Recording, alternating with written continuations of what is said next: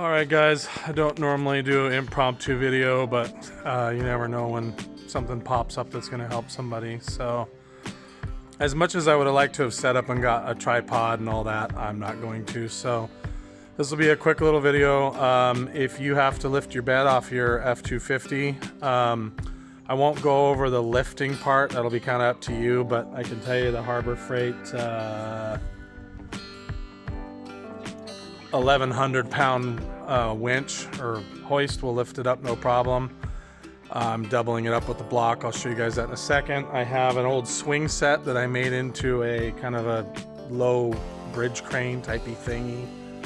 We'll show you that real quick, but the main thing is to show you the wood setup that I had, and you got to adjust some tension on your straps and blah blah blah. So we'll show that real quick. So the deal is, I was originally going to lift off of these points right here, and you can see when I started to lift, it actually started to deform my bed. It did the same thing back here on this side, started to pull the bed up right here. So what I have is I basically have 2x6s. Let me get on the tailgate. Well, I have 2x6s. And they're just stretchers that run across from side to side. Oh, from side to side right here. And then I also have one back there. And if you look, I took a hole saw and drilled a hole in there, and I just have the strap doubled up and ran right here. And the length of the board there is 5'9" and so the 5'9" will go across, and then you drill your holes in a little from that. And then what I have are stretchers that hold them a certain distance apart. And so you can see these are your stretchers right here that keep the boards spread apart, or spreaders. Crane guys would call them spreaders. And this thing took some finagling. You have to get it centered.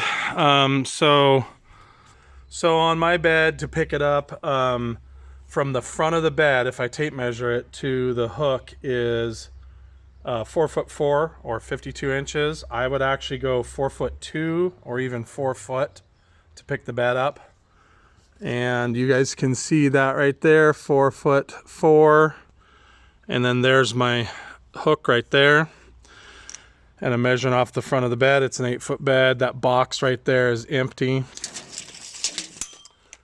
And so again, you'll see that I've got these holes drilled right here with the strap facing out towards me, so this cannot come off. These are under a shitload of tension. This Harbor Freight setup here is pretty hokey. What I have, so I have that shackle there that's threaded, and then I have that other shackle here, and that is so that I was having a problem where the straps were rolling the first setup I had kind of over, and the way that I've got this hooked up on these Harbor Freight winches, you can see where the hook is there, and then the cable comes off there on the drum, and so it runs front to back more or less. Well, originally I had it turned sideways, and it was wanting to feed the cable up funny through and come off the block there. And so I'll give you guys kind of a look right there. I'll zoom in so you can see my setup there. We'll come around. You guys are going right into the sun.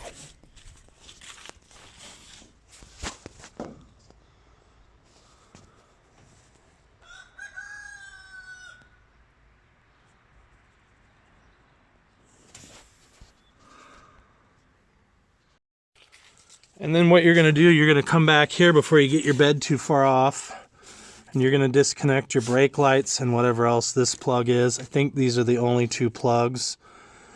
Let's see, this one is a squeeze plug. You squeeze that lever right there, and then this one just rides up over these, sorry guys, focus.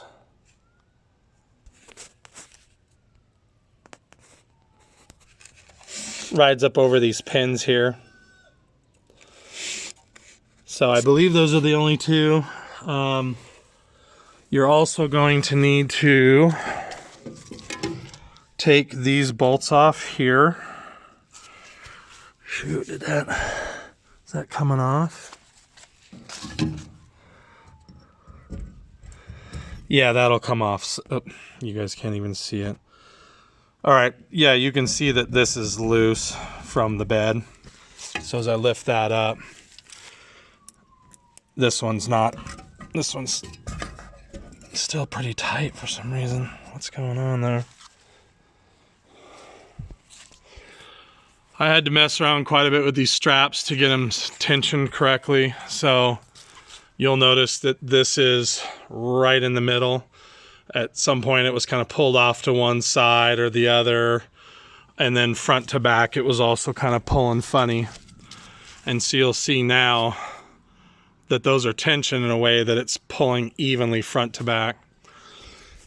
If I think of anything else, I'll let you guys know. The stretchers or spreaders, I cut it 6 feet front to back because of my box. If you don't have a box on your bed, you probably could go even a wider spread than this. I'm sure having these straps at an angle really cuts down on the strength of them, but it's the setup I got, so we'll see what happens here. All right, guys, you're also going to want to take your hose clamps off of your filler neck, and those are right there. And there's a similar one on the front tank if you have 2 tanks.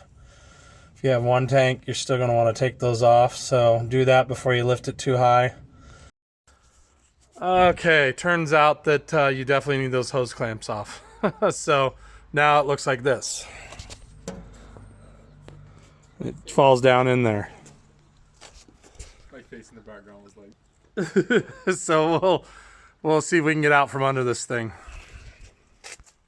All right, guys, got out from underneath it. I don't know if you can see it in the background, but I'll show it real quick. One of the things that I would make sure if I was you and you're doing some kind of setup like this, your version of this swing set, you really could do it with 2x6s pretty easily, but make sure you got a height under the hook. So we ended up kind of struggling to actually get the front part of the front part of the bed over the back tires. Had to kind of tip it up a little bit, and with just one strap per side, you're kind of risking breaking them. In fact, if you're going to go out and do this and actually get straps, I would get the big yellow ones, the 4-inch wide or 3-inch wide straps. Then you don't got to worry about stuff breaking because those are super strong. But as far as the lumber goes, man, it didn't even budge the lumber at all. Had no problem lifting it as far as strength of lumber. So the straps were the only thing I was worried about.